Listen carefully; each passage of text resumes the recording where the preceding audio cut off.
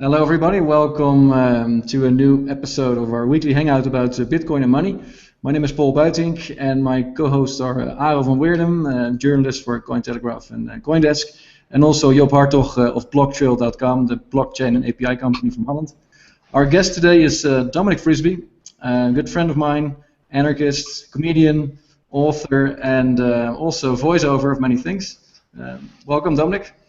Thank you very much, Paul. Pleasure to be here. Nice to see you. It's been a while. Last time we saw each other, I think, 3 years ago in London or so. It was in London. That was before you went to South America. Yeah, exactly. So before we talk about your books and all the other things, I happened to have watched the Four Horsemen this week. It's a famous documentary with like 3 million views, and I think it's on the market for a few years. But I saw it this week for the first time, and you were narrating it, and also you were one of the co-writers. Can you tell me a bit more about this documentary? Yeah, well, it ended up, I should say, that documentary ended up leaving a rather bad taste in my mouth. But it was this guy called Ross Ashcroft, who goes under the name of the Renegade Economist. He's got, a reasonably big following on Twitter and so on.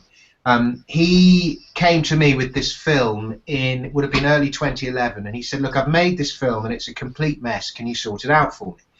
And so I looked at it, and there were some good bits in it, but it was basically this kind of angry film about the economy, and there was some good ideas in there, but it was just intellectually it was a mess. There was no It was very badly written. None of the ideas made sense. Nothing was followed through. It was called the Four Horsemen, but there wasn't called the Four Horsemen for any reason.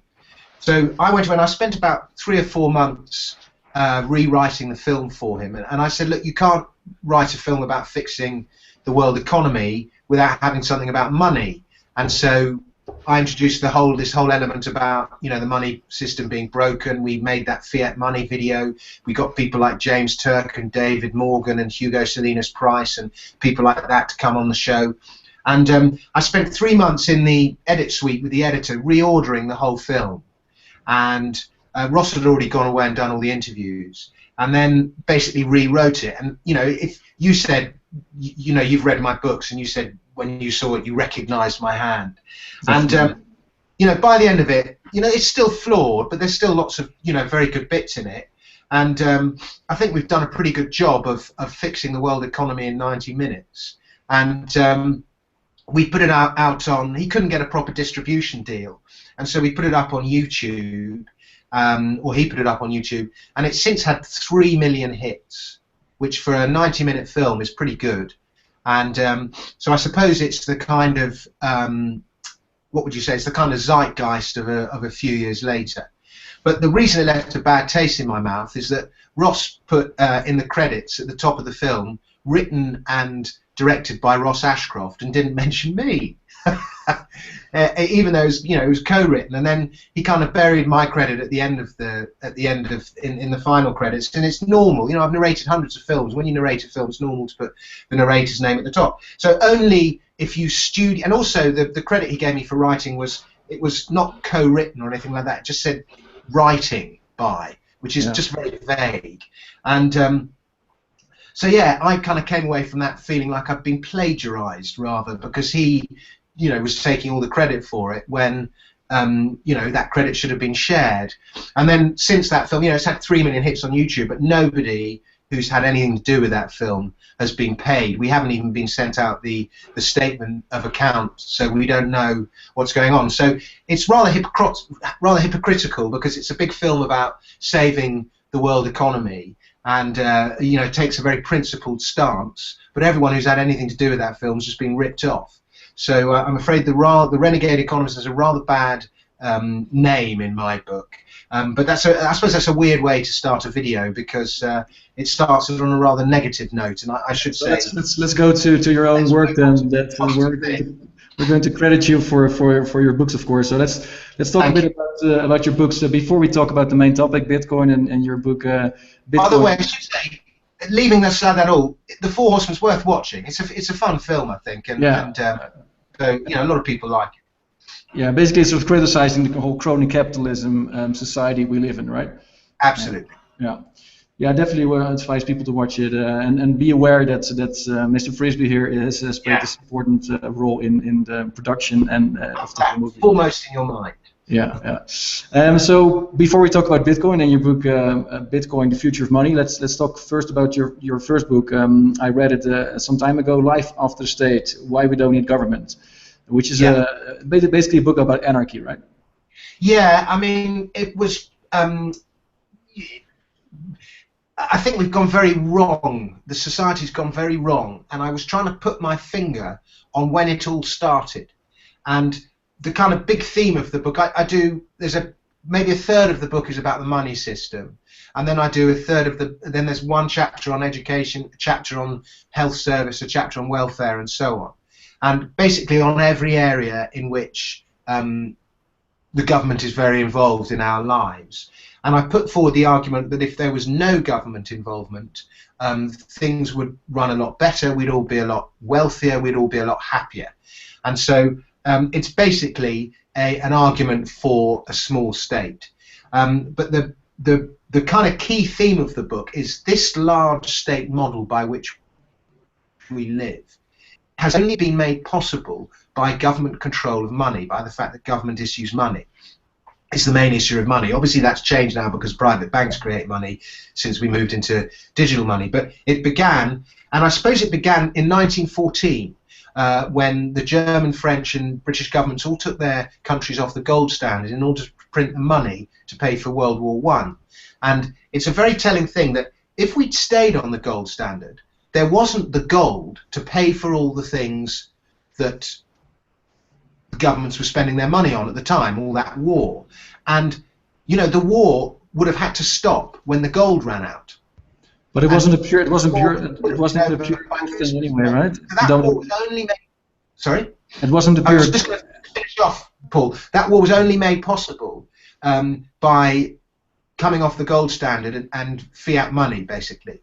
And I just think that's a very telling fact. What were you going to say? Sorry to interrupt you.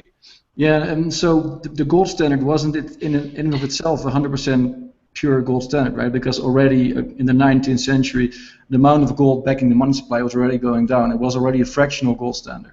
Yeah, it was. I think at any given moment, it would change in times of credit expansion and credit contraction, but it ranged from 15% gold backing at times of overexpansion to as 50%, and the average was about 25% gold backing, which is fine. But you need some flexibility in money in order to create credit. You do need some kind of credit, but things have just gone bananas now. Okay, right. And so to come back to your main theme about government, is your problem then more of a utilitarian argument that you think the life would be just much better with a smaller government, or is it also a moral argument you make that there is no contract with the government, hence it's immoral and hence we should get rid of it?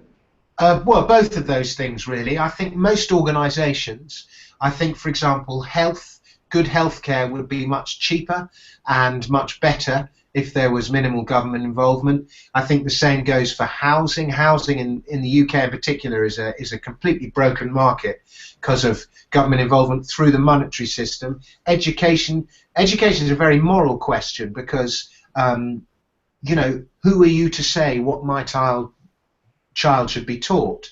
But then again, education is incredibly expensive for what it is, and so you know all these things could be better handled.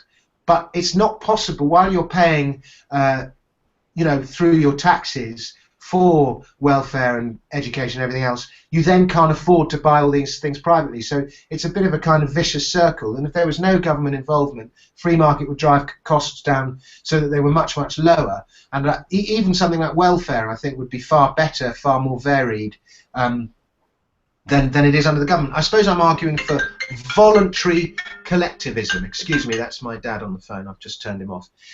So collectivism, I'm a big believer in collectivism, but it has to be voluntary, not coercive. As it functions at the moment, it's coercive.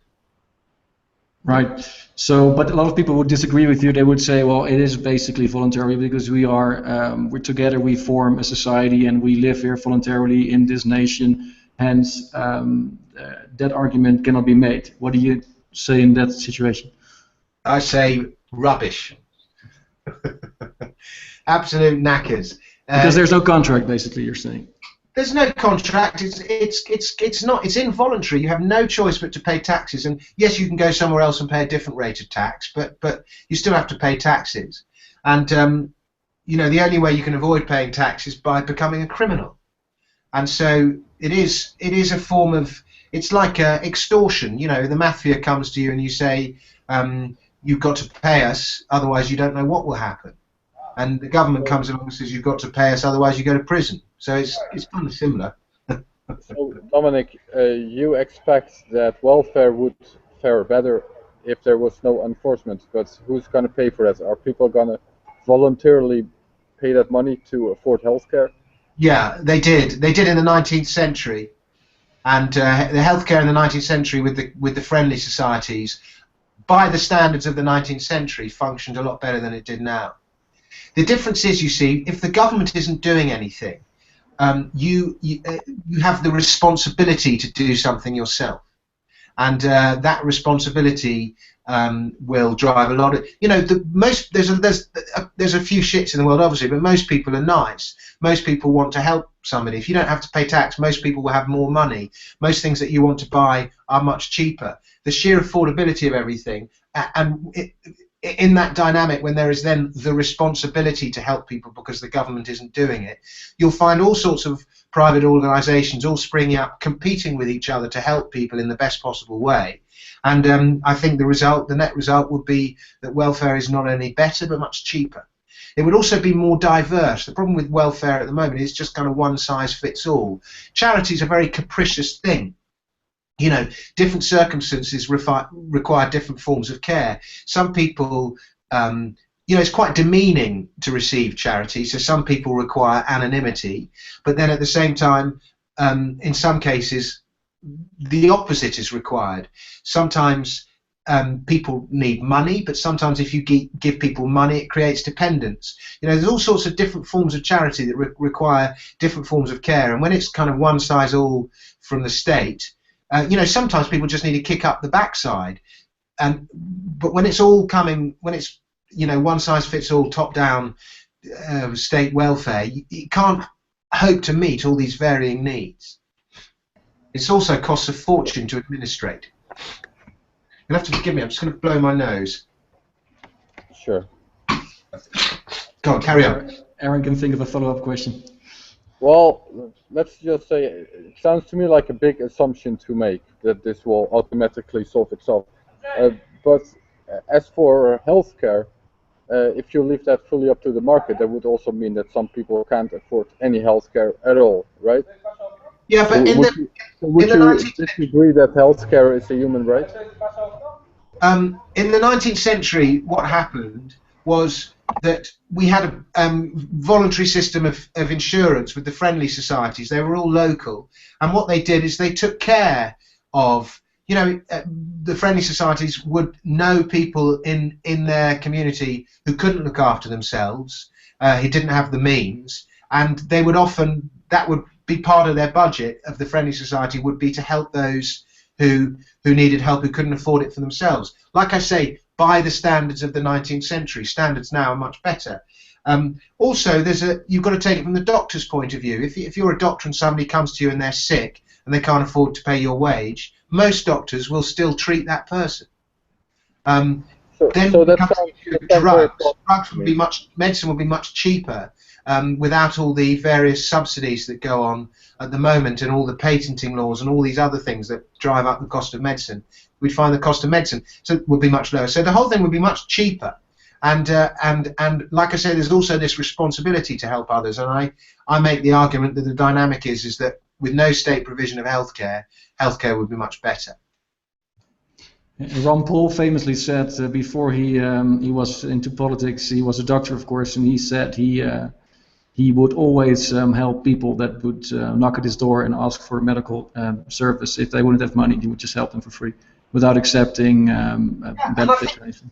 That's a good point, and I think most doctors would do that. Most doctors don't become doctors for the money. Most doctors become doctors because they want to save people's lives and help people. Right, and then if we doesn't that mean that we as a society have the obligation to pay these doctors for their work if they're going to do it anyways? shouldn't that mean that we, as a collective body of human beings, should make sure that these doctors have enough to eat and have a house to live in, Yeah, instead sure. of them having to I'm do it not for asking free? doctors to work for nothing. Well, that's what Ron Paul did, right? He did it for nothing. Yeah, So if the argument is doctors will do it for nothing, that sounds to me like, are we going to let them do it for nothing? Ron Paul didn't treat every single patient for nothing. Those patients that could afford his care paid for it. But he said there were examples of people who came to him who couldn't afford healthcare. And in those circumstances, the doctor will do it for nothing. You know, I do my job for nothing all the time. I'm doing, you know, people will ask me to do voice. Yeah, I did that whole film on YouTube, 3 million hits, blah, blah, blah. I did it for nothing. You know, people do stuff for nothing. It's normal. There's other reasons why. It's not just money why people do things. And, you know, there might be a message they want to get out, or they might benefit in terms of increased awareness of their work, or they might be genuinely altruistic, or it might be a combination of those reasons. Well, let's move to the money system and make a bridge with the government to basically reduce the government. Would you then argue to privatize all the assets, and if so, to what extent can that be done in a fair way, considering the fact that the money system is rigged and a lot of people have acquired a lot of money over time, and they would be the ones being able to buy the assets on the cheap? For example, we see that in Greece, where they propose to sell off islands to bankers, just as an example. And so how would you take care of an orderly privatization process of assets if you want to reduce the size of the government? It's very difficult, and it's something I don't think I have an answer to, and it troubles me all the time. But I do know that the root lies in freely competing independent currencies. And the more currencies that there are that can compete with pounds and dollars, then the more the hegemony of government money is eroded. And it's not something you can just flick a switch and make the transition overnight. It has to be an organic process that takes place over generations. So maybe you should reset basically reset the counting system first, or the money system, so people are on a more of a level playing field, and then you're able to privatize parts of the government in a more fair way. Or how would you go about it? Maybe like a debt jubilee, for example. Yeah, I'm not in favour of the debt jubilee. I think those that have taken on the debt shouldn't be let off. And it's different in the case of Greece. I would default if I were them, but you know, the problem with debt jubilees is that it rewards the imprudent at the expense of the prudent, that's the problem I have with that. But like I say, I would the two things I would do. The first thing I do is I would change our tax system of taxation. I would I would reduce income tax. I would have income tax and corporation tax at the same rate. I've never understood why they were different. I'd have an across-the-board flat rate tax of something like 15%, because the problem is at the moment, tax. If you come from a poor background and you want to be rich, one of the only ways you can get rich is by working your way to the top. If you're paying tax, high rate income tax at 45%, you know, you've got to earn, it makes it that much harder to climb up the ladder.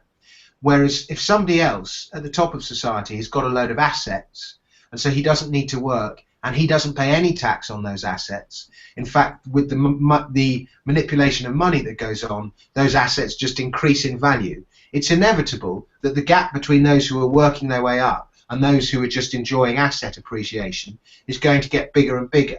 And the taxation system as it stands causes the wealth gap to grow. Yeah, and QE as well, of course. Sorry? And QE as well. They're all in a big dance together. So I would lower income tax, because then you're creating, the problem with income tax is you're taxing productivity, and I don't think that's healthy. I think it's healthier to tax consumption than it is productivity. And I would lower income tax, and I would introduce a wealth tax. And the form of wealth tax that I would introduce would be what's called a land value tax. So the idea of that is that the land in a country is owned by everybody. Nobody owns the land. Sure, you own the house that's on the land, or the plants that are in the field or whatever, but the actual land is owned by everyone, and so you pay a tax for your use of the land. So if you've got two plots of land that are next to each other, and one's got a massive house on it and the other one's got nothing on it, the rate of land tax that is payable on those two plots is exactly the same. So you're paying a tax on the use of the land, and that seems to me a much fairer way of sharing wealth and distributing wealth than taxing productivity. Did you know in the UK at the moment 50% of land is unregistered? Over 70% of land is owned by 0.7% of the population, and we only have domestic housing on 1.2% of land. Something like 96% of land in the UK has nothing on it, and it's either being used for fields or it's not being used for anything at all. Excuse me. Got terrible hay fever. In my opinion, I would introduce a land tax is a much fairer way of distributing wealth than income taxes. So if I was in charge, my first step would be to introduce a land tax. It's also a much more efficient tax, and it's a harder tax to avoid. And my second thing would be to slash income tax and have a flat rate tax. The next thing I would do is I would allow, at the moment we've got a kind of crazy system where in the UK we had a thing called the Bank Charter Act in 1840, which made it only the Bank of England could issue notes, could issue money. No other bank could issue them after this Bank Charter Act of 1840. But with the arrival of digital banking in the 80s and 90s and digital money, suddenly it became possible for private banks to create money when they issued debt. And that's when we've had this kind of non-stop increase in the money supply, has grown and grown and grown and grown and grown. So there has to be a way of making this process of how money is created more transparent. And maybe Hayek is right in his competing currencies, that we should be transparent about it and say private bodies can also issue government money as well. And in fact, rather than people being fraudulent about that and counterfeiting money, what would actually happen is that the market would choose which money it wants to use, and if the interest rates in the private sector are more honest than perhaps government interest rates are, then people would start preferring using privately issued money. Of course, Bitcoin has a massive role to play in all of this as well. Yeah, that's a nice bridge to Bitcoin, and also your book, which is aptly called Bitcoin. Yeah. I would allow other currencies to be used. At the moment in the UK, it's impossible to get a US dollar bank account or a euro bank account in this day and age in the UK. I mean, it's crazy because so you have to take away this monopoly of money and allow currencies to compete. Government currencies, private currencies. So you want national currencies to compete with private currencies and also with local currencies like the Bristol pound and the Brixton pound, etc. And they all should be on a level playing field. But does it mean that you also want governments to accept taxes in different currencies? Because if not, then you still have a level playing field. Yeah, I think they have to accept currencies. I think that's I'm not sure about that because, I see. Yeah, they should accept. I'm just trying to imagine some private currency that's being inflated away, that's being abused, some inflationary scenario. But the government has the ability to exchange currency on the market just as soon as it receives tax in that money. So if it wants to do that, it can. So yes, I would say taxes can be paid in any currency. And I'm sure that the competition of money would bring greater fiscal responsibility on government. The other thing the government has to do is measure inflation honestly. Yeah. Would you want to break it completely open, that everybody is allowed to make his own currency, or would you still want limitations on that? I'm still playing with this idea a bit myself lately. I don't know. Everybody should be able to create a currency, right? And it is the market who will accept it or not. I don't see why not. I could write you a piece of paper and go, I owe you a favour. And that effectively is a money. So I suppose everyone should be able to issue their own money, and it's up to the market which money it decides. Yeah, I would have complete freedom in that regard. You know, anyone can make clothes and sell clothes. Anyone can make electrical products. So why can't anyone make money? Exactly. Yeah. Okay. Thank you. Okay, so your book, Dominic, Bitcoin, The Future of Money, with a question mark in the end. You wrote the book end of last year with a question mark. Can you answer your own question now? There it is. Beautiful. Let me just zoom in on that one. Beautiful. So can you answer the question? Will Bitcoin be the future of money? Well, I don't know. The problem with Bitcoin at the moment is it's in a bear market. It's in what you would call a post-bubble contraction. It's in the wrong place in the hype cycle. Basically, there's been all the excitement about Bitcoin when it went to $1,240. It was the same price as an ounce of gold, and now that excitement's been burnt out. But there's no doubt it is. And the problem that Bitcoin has at the moment is that it's got a load of aficionados, but it's not expanding into the mainstream at the moment. It's still not getting to that wider adoption. But where it is finding huge adoption is in the online black market, and that is very telling. Darknet.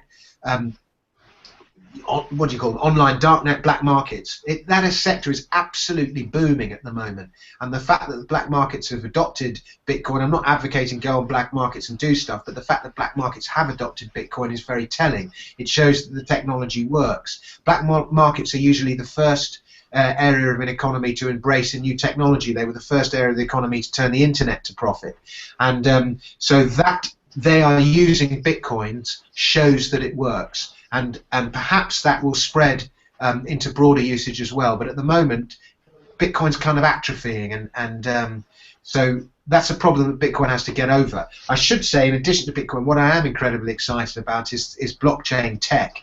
All the new applications of blockchain. I'm sure your viewers all know them: proving identity, proving ownership, reputation system. Reputation is incredible. Online reputation stored forever. You think of your review systems on TripAdvisor, and then you extrapolate that to your reputation permanently stored on the blockchain. I think that's incredibly powerful. So all these new uses of the blockchain I think are very exciting. I actually call it a Domesday Book for the 21st century. If you don't know what the Domesday Book was, it was a record of ownership that was created in 1087 by William the Conqueror in the UK, and it was still being used to solve land disputes as late as the 1960s. 900 years later, so the blockchain is kind of a digital Domesday Book in the 21st century. That's a nice analogy. Yeah. And so the book, how many copies have you sold so far? I'm not sure. It's somewhere not quite 10,000, but coming up for 10,000, which is pretty good. Mine was the first Bitcoin book by a kind of recognized publisher. But if you count all the self-published stuff, there are now over 200 Bitcoin books. I think there are almost as many Bitcoin books as there are cryptocurrencies. All right. So this new book of Nathaniel Popper, Digital Gold, that's I think quite similar to your book, or not? Yeah, there's bits in there. I haven't actually read it. I read his thing in the New York Times about Nick Szabo and Satoshi. That kind of annoyed me a bit because he hadn't done any original research, and he was kind of claiming all the credit for outing Satoshi. And I mean, you've read my book. I spend about at least 25% of the book working out who Satoshi is, and I think I've got it right. But once I arrived at that conclusion, I suddenly felt very guilty because I suddenly thought, actually, I just became obsessed with finding out who he was. And I think a lot of people go on this same journey. But once I kind of arrived at the conclusion, I thought, actually, that's up to him, and it's his own privacy. And so once I've written the book, I kind of could have gone on a big, this is Satoshi, I've discovered who Satoshi is, read my book. And now I'm actually kind of thinking, well, read the book because it's quite a good read, but it doesn't really matter who Satoshi is. If that makes sense. It seems a bit double because I read your book, and a lot of it, like 25% is devoted to your personal hunt for Satoshi, and eventually you come to the conclusion that it's Nick Szabo. It's all in the book, so it doesn't. I'm not the first to say that, but I think I go into more detail than anyone else. Definitely, yeah. But I had a big discussion with Job about it the other day, and that we probably think it's just better not to just to stop the hunt. But then again, people will keep on looking for him anyway. So at least you've done it in a thorough way, and not like how do you. I think. I mean, I think the world's kind of lost interest now. I mean, you know, people are still interested, but it's not the obsession it once was, and I think it's just waning. And even if Bitcoin turns around and goes to $5,000 a coin or something, I don't think there's going to be the same kind of. I think we reached peak Satoshi fascination sometime last year. Yeah, maybe you're right.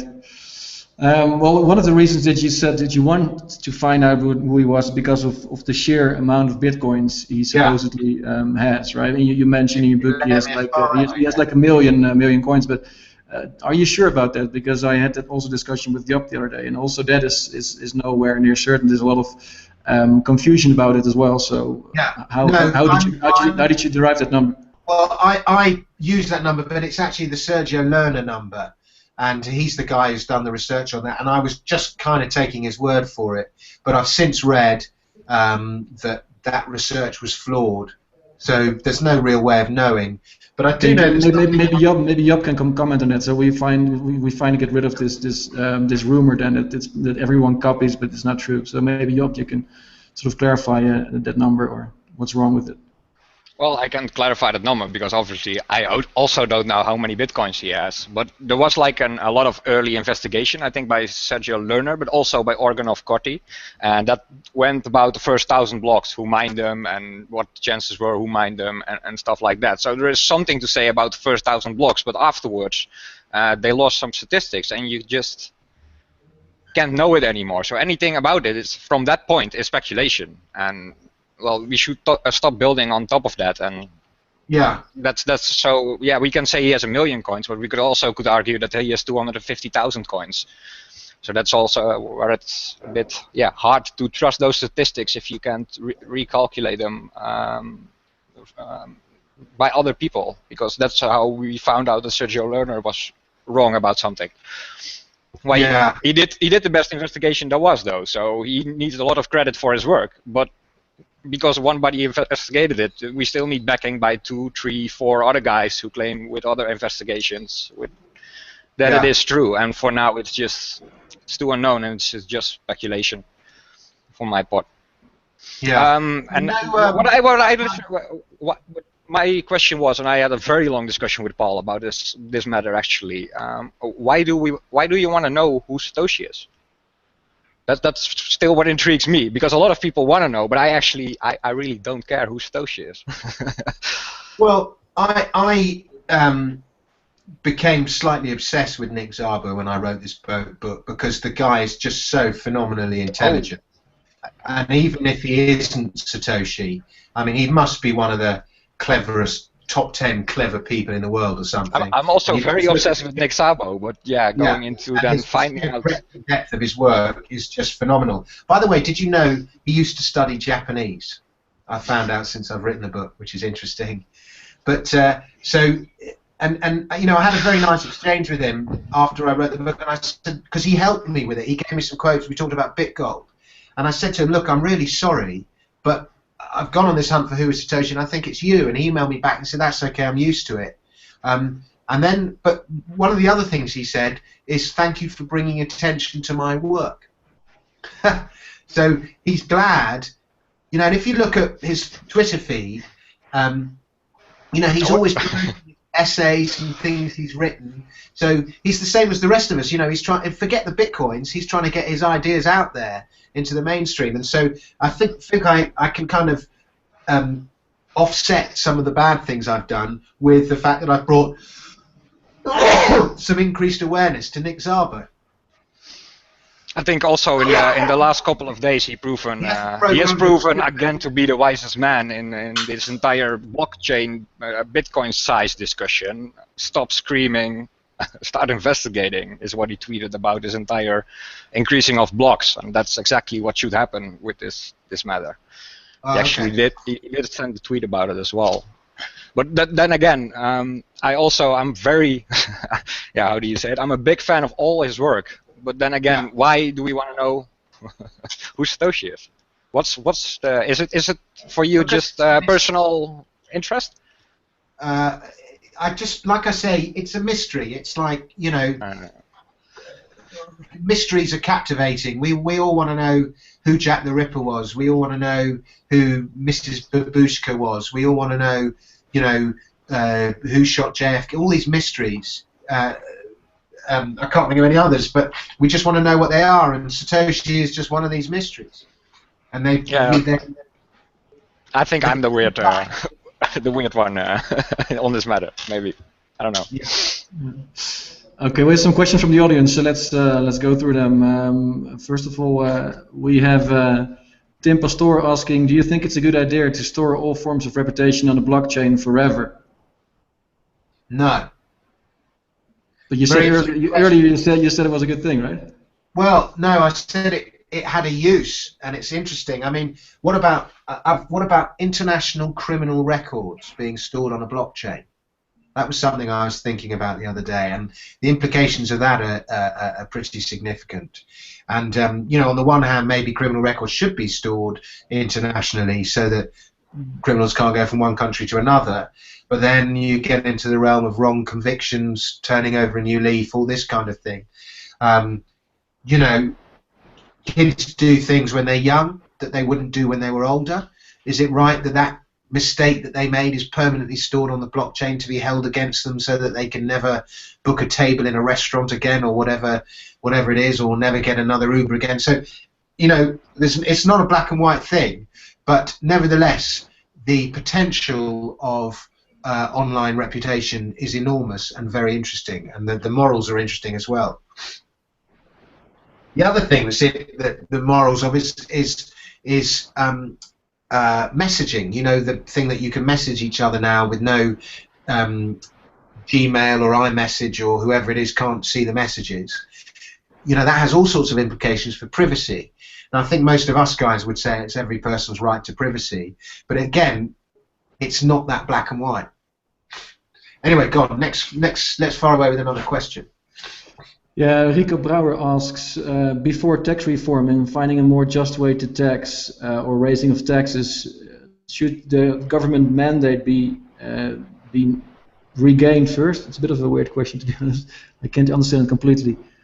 I guess what he's trying to ask here is that instead of or before finding a just way to tax, shouldn't we first discuss about the government's mandate? And I guess that's the point of your book, right? You're trying to make a point that the government has a wrong mandate. Yeah, yes is the answer to that. We should discuss what the government's.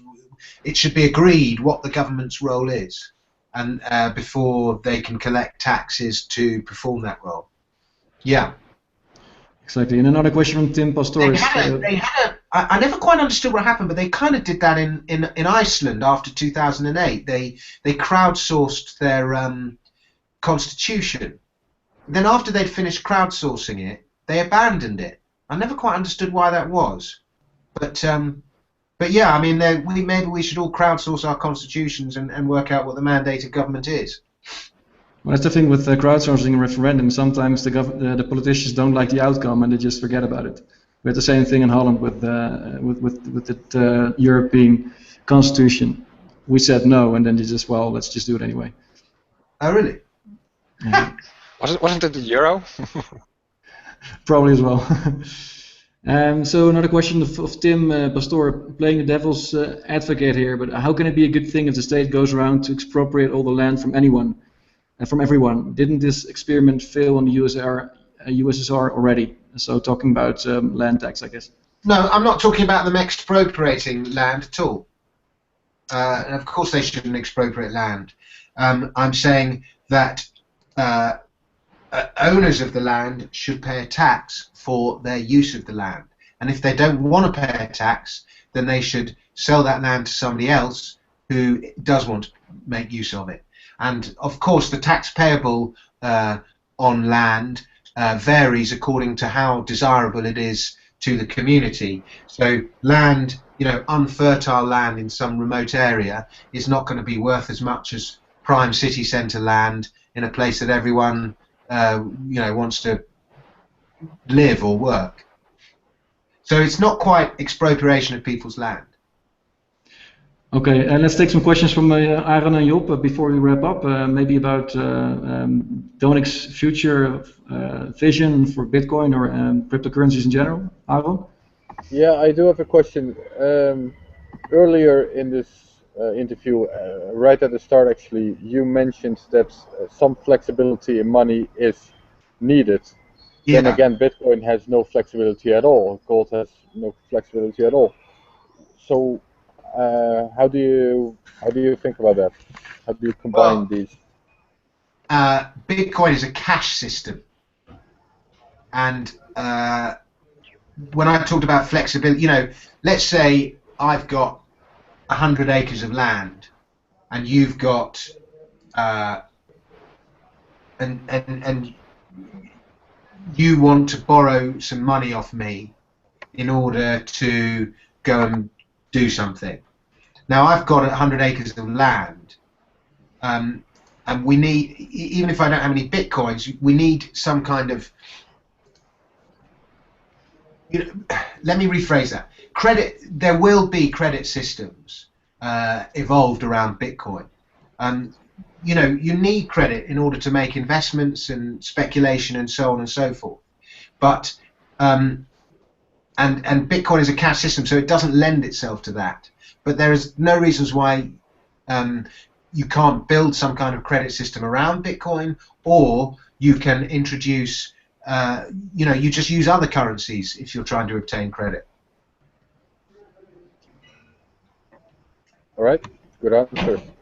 I mean, in the old days of the gold standard, there would often be a situation where there would be two wealthy people, and one of them wanted to make a loan to the other, and just because the other didn't have any gold, the lack of available gold shouldn't have prevented some kind of loan, some kind of credit system taking place. Just the credit could have been issued against something else apart from his gold.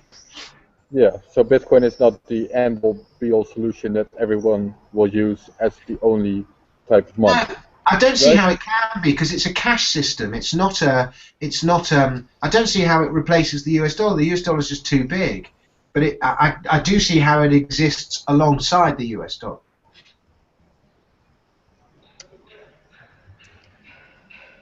Okay, Job, any remaining questions or remarks from your side? You're mute.